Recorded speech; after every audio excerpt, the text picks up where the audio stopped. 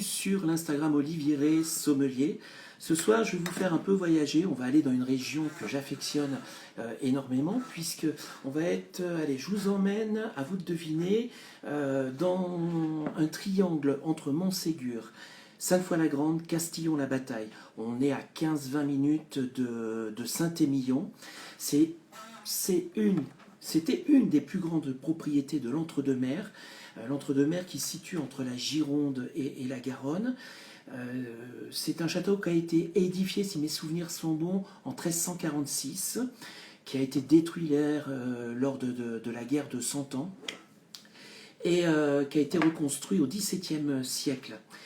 C'est un château qui avait à sa reconstruction une centaine d'hectares. Et puis au fil de temps, des successions, on est arrivé à 30-35 hectares. On va appeler le propriétaire de ce château qui va nous faire découvrir un peu plus ce domaine. Et on va le découvrir ensemble. Non seulement Christophe nous regarde, on va voir si la connexion... C'est parfait, Christophe est en ligne. Bonsoir Christophe. Bonsoir Olivier. Vous pouvez allumer la lumière? Ça va? Ouais, bien. Donc j'étais en train de situer un peu le château, et je ne sais pas si tu as un peu entendu ce que je disais avant. Donc édifié en 1346, détruit pendant la guerre de Cent Ans, reconstruit au XVIIe siècle, je ne me trompe pas? Non, tu ne te trompes pas. Oh, super, j'ai de la chance. Et donc, ce qui est très intéressant, c'est quand on est sur la terrasse du château, on a une vue qui est magnifique. On a la vue sur cette rivière qui est la Durèze, avec une exposition des coteaux sud-sud-est, c'est ça? Et on profite d'un ensoleillement vraiment toute la journée. Et on a un mûrissement des raisins qui est extraordinaire. Donc, majoritairement Cabernet, c'est ça? Alors, il y a une grande partie de Cabernet Franc et de Cabernet Sauvignon. Ça s'est équilibré un petit peu au fur et à mesure avec des Merlots et des Malbec. D'accord. Ce soir, on va déguster deux cuvées que tu m'as envoyées. Oui. On a deux très belles cuvées, dont une petite dernière. La petite dernière, alors on la voit à l'envers, mais avec l'étiquette, vous la reconnaîtrez bien. C'est la vigne au lièvre du Château Rouquette, puisque je n'avais pas dit précisément où on allait. Et le deuxième qu'on dégustera, qui est un 2012, qui est les Bidottes. Voilà, tu vas nous en dire un peu plus. Tu veux commencer par lequel? On va commencer par la vigne au lièvre. Non, la Vigne-Lièvre, c'est le plus récent. Les Bidottes, c'est le plus ancien, Voilà. 2012. On commence par la vigne au lièvre. Allez, vas-y, on y commence. On commence comme Allez, ça. c'est parfait. Donc, je l'ai carafé juste avant. Ça fait une bonne demi-heure. On est sur un 100% Cabernet. Oui. Alors, explique-nous un peu la vigne au lièvre. Pourquoi ce nom? La Vigne-Lièvre, c'est un double clin d'œil. Le premier clin d'œil, c'est mon amour de la nature. C'est les lièvres qui gambadent facilement dans les vignes. Et le deuxième, c'est qu'on a des vieux cabernets qui ont été plantés vers 1956 et qui sont déjà aujourd'hui des très jolies vignes et qui sont sur la parcelle des Bidottes. Donc le nom de la parcelle cadastrale. Et on a fait un petit clin d'œil à la nature et au nom cadastral. Sur ces vieux cabernets, on a essayé d'en sortir le meilleur avec une vinification un peu simple et traditionnelle, c'est-à-dire petite cuve, pigeage à la main, extraction par pigeage et petit remontage pour pas laisser s'envoler les arômes. Alors, on est sur un vin qui est très fruité. C'est vrai qu'il est très, très agréable. On a un millésime qui nous aide énormément. Mais on a un vin, je dirais, on va être sur des notes vraiment de mûr, de cassis, légèrement épicé, fin de bouche un peu chocolaté. Est-ce qu'on a un petit passage en fût? Oui. Voilà. Après, on peut voir la couleur. On est sur un vin qui est bien rouge. Il y a une belle extraction. On a une capacité sur Rouquette avec ce terroir argilo-sableux sur cette dalle calcaire. Sur cette dalle calcaire, on a le potentiel d'extraire des anthocyanes et donc ces couleurs très, très rouges, très noires qui permettent cette couleur. Et puis ensuite, cette envie d'y plonger le nez et découvrir ses arômes. Ça, c'est quelque chose de très plaisant. Alors, tu l'accompagnes avec quoi, ce vin? Ah, il L'éternel faut, côte de bœuf? ouais, ça c'est le grand classique, mais moi j'aime beaucoup le boire avec mon plat préféré qui est la daube de joue de bœuf. Ah, c'est superbe, ça. Mhm. Il n'y en a pas de préparé ce soir, non? Non, une fois par mois j'ai le droit. Et une Ah, fois. mais c'est vrai, ça va bien avec encore plein d'autres choses. Même pour les gens qui sont avertis, qui aiment les bons vins à l'apéritif, c'est vrai que c'est très bon en cœur de repas, mais quelqu'un qui aime un vin structuré, complexe, il va avoir envie d'y replonger le nez, de le sentir, de le boire, de le sentir. Ça, c'est quelque chose que j'adore en apéritif. Je me vois très bien avec les tapas. Quand je vais en Espagne, tu vois, les bars à tapas, et de boire ce vin-là. C'est chaud, c'est chaleureux, c'est gourmand, c'est vraiment sur le fruit. Euh, on est vraiment sur un vin de convivialité. Après, sur les plats, c'est vrai que tu disais la daube de joue de bœuf. Euh, on va être. Alors, c'est vrai que je disais la côte de bœuf, l'éternel plat passe-partout. Je le verrais bien même sur un tagine. Tu vois, Oui, un tagine, c'est très aromatisé, avec des notes de pruneau. Le mariage serait vraiment superbe avec ça. je suis d'accord. Ça, c'est quelque chose. Alors, c'est un de mes coups de cœur parce que c'est vraiment, comme tu le disais, une fois qu'on met le nez dedans, on le replonge. Ah, c'est vrai que je suis très fier de ce vin. C'est un très beau vin. Un très beau vin. Il y a une belle extraction. C'est beau d'avoir des cabernets arrivés à maturité comme ça et C'est vrai. qui t'emballent comme ça. Aujourd'hui, faut quand même pas oublier qu'il y a quelques années encore, les cabernets Sauvignon avaient du mal à arriver à maturité. On avait ce côté pyrrhasique, ce côté poivron qui avait tendance à dominer les vins lorsqu'il y avait un peu trop de cabernet. Là, quand on voit qu'on arrive à extraire le meilleur de ce cabernet et puis avoir pas du tout ces défauts-là, eh bien, on prend plaisir on prend plaisir, on est fier. C'est vrai que le problème du cabernet, on peut avoir alors, quand on a ce problème de maturité, on peut avoir ce problème de notes de poivron vert, chose que l'on n'a pas ici. On est vraiment sur quelque chose de bien élaboré et de bien réalisé. Je vois un message qui passe, quelqu'un qui nous indique un poulet au pruneau. Pourquoi Oui, pas? sans Le problème, côté sans sucré problème. salé, c'est très bon aussi, effectivement. Poulet au pruneau, c'est exactement c'est l'idéal. On parlait de tagine tout à l'heure, mais c'est exactement ça. Ouais, on est dans Vous avez l'esprit. des questions même en direct, puisque je vois qu'on est un peu suivi. Faut pas hésiter, faut poser des questions. Je reviens sur sur le nom, sur la vigne au lièvre. Oui, Rouquette, on chasse pas. À Rouquette, on a laissé volontairement. On a 35 hectares de vigne, on est monté un peu plus, on est à 40 en surface réelle, mais il y a 25 hectares de prairies, il y a 15 hectares de bois. Tout ça, les vignes sont au milieu de tout ça, et c'est vrai que ça permet un équilibre et ça permet de favoriser la biodiversité. J'ai fait un clin d'œil à la vigne au lièvre parce qu'il nous arrive de trouver des très jolis lièvres dans les vignes, mais on aurait pu aussi appeler ça la vigne aux alouettes parce qu'on a des alouettes au-dessus, et il y a quand même aujourd'hui une biodiversité qui est respectée. Et il faut qu'on continue. tu es en biodynamie, On est en conversion bio, là, on a commencé le protocole, mais on d'accord. avait déjà depuis longtemps commencé on avait arrêté depuis longtemps le glyphosate, engrais naturel Orca 3, épamprage manuel, travail des sols. Donc on est déjà avancé dans la procédure.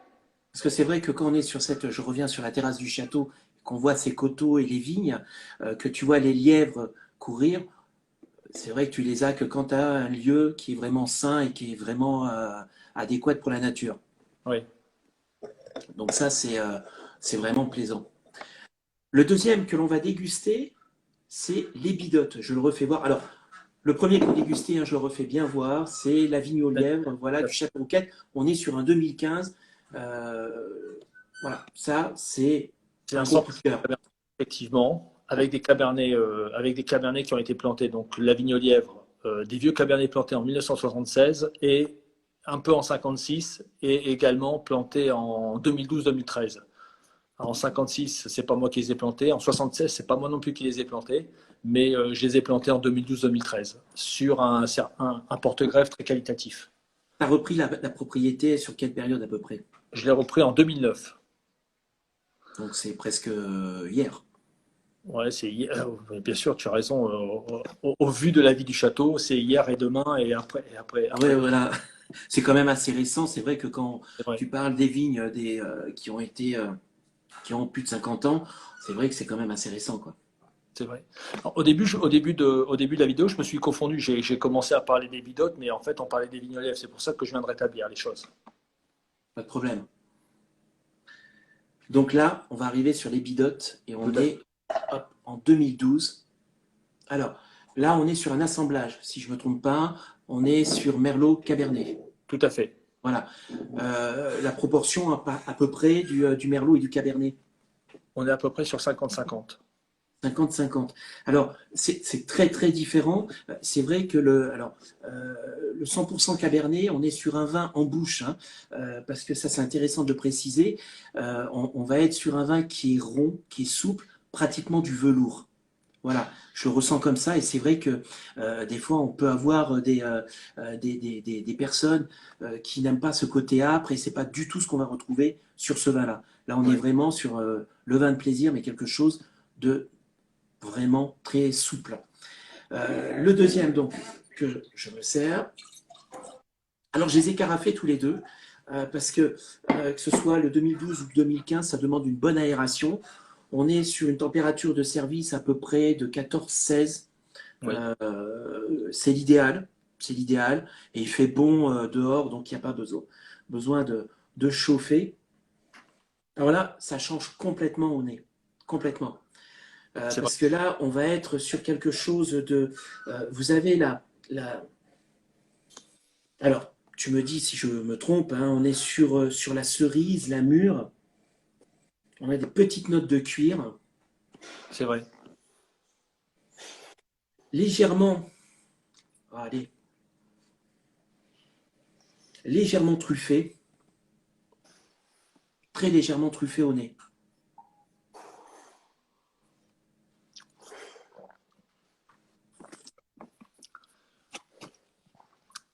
C'est bon. Je te laisse déguster. Je te laisse en parler parce que tu le fais mieux que moi. Je suis habitué à les boire. C'est mes deux coups de cœur. Après, C'est un peu en bouche, on a ces notes. je vois une question, combien de temps d'aération? C'est un vin qui en 1 heure s'aère parce qu'aujourd'hui on est quand même sur des vins de garde et un 2012 va s'aérer, va s'ouvrir au bout d'1 heure. Je l'ai carafé à 18 heures, pour tout te dire. Les deux vins, je les ai carafés à 8 heures. Donc, le 2012, je l'ai carafé dans une carafe de ce style-là où on a une belle surface d'aération. Ouais. En 2015, j'ai fait assez différemment puisque là, on va être sur quelque chose de beaucoup plus facile pour l'ouverture du vin. 1 heure suffit largement, pas plus et pas moins non plus. Je vais Imaginez. attirer ton attention, Olivier, sur le millésime. 2012, en 2012, quand les millésimes sont sortis, ça n'a pas été du tout mis en avant comme un grand millésime. 9 ans après, c'est pas un millésime où il y a eu un grand ensoleillement, c'est un millésime qui n'a pas du tout été reconnu par rapport à sa qualité. Pourtant, on s'aperçoit que ces millésimes qui sont toujours On un ne petit pas peu... après, c'est clair. Voilà, on retrouve toute la qualité du vin après parce qu'il y a moins de degrés, on a des pH mieux maîtrisés et au final, on a un très beau vieillissement et une très belle patine qui s'est fait dans le temps. Les bidotes 2012, c'est vraiment très sympa. Alors, pour expliquer, hein, les bidotes, je l'avais dit en tout début de vidéo, c'est un pigeage. Les bidotes appartiennent à une collection de 4 vins que j'ai volontairement mis en bouteille de Bourgogne. C'est en vin de France. J'ai fait un clin d'œil à un travail très manuel, petite cuvée. On a fait le Granat qui est 100% Merlot, les bidotes qui sont le Merlot Cabernet Sauvignon, la réserve qui sont les bidotes élevées en barrique et l'inédit qui est, lui, en vinification intégrale. On s'est fait plaisir. C'est compliqué toute l'année, donc on s'est dit, tiens, on va essayer de mettre en place quelque chose pour aussi se faire plaisir, pour changer un petit peu. Et c'est vrai que c'est au rendez-vous et il y a des endroits où où on a des gens qui sont devenus très fans de ça. Je pense à nos amis bretons. Pourquoi les Bretons te prennent beaucoup cette Ouais. cuve? J'ai deux endroits sur la Bretagne, Herbignac, Saint-Philibert de Grandlieu, Saint-Brévin-les-Pins, où on a des gens qui sont amateurs de mes vins et je les remercie. On va essayer de faire en sorte que Oui, d'autres amateurs découvrent. Alors, tu as employé un terme tout à l'heure, le pigeage. Je voudrais que tu expliques un peu, pour ceux qui connaissent peu l'élaboration du vin, ce que ce terme signifie. le pigeage, c'est-à-dire que là, on amène la vendange dans une cuve. Les cuves sont pas très hautes, c'est des cuves de 50 hectos avec des grandes ouvertures par le dessus. Et lors de la fermentation, avec un bâton, on va venir casser le marc, créer des cheminées pour que le jus remonte à travers le marc et vienne remouiller le marc pour pouvoir faire un petit peu une repasse comme dans le café. C'est la méthode du café, hein. Vous passez le jus sur le marc pour extraire. Et bien, quand vous faites du café, ben, vous passez l'eau sur le café, vous le repassez et vous avez une extraction toujours plus sympa. L'intérêt de le faire en pigeage, c'est qu'on n'a pas les arômes qui s'envolent. Moi, je préfère. C'est plus pointu. Là, on a une bouche, c'est une très belle élégance, très belle finesse, et tu as raison à juste titre parce que je ne parle pas des millésimes. C'est peut-être un tort, mais pour moi, je dirais, tu parlais du 2012, je pourrais te dire le 2007 aussi, où on a fait l'impasse là-dessus, et on a des choses extraordinaires après vieillissement. Oui. Est-ce que je peux dire que est-ce qu'on peut dire que le millésime est vraiment important parfois? Je ne sais pas. On va pas méditer dessus. Mais si tu veux, c'est vrai que des fois, ça pourrait bloquer certains consommateurs pour se dire, je ne vais pas prendre ce millésime parce que il paraît que c'est pas forcément une bonne année. Ouais, C'est pas.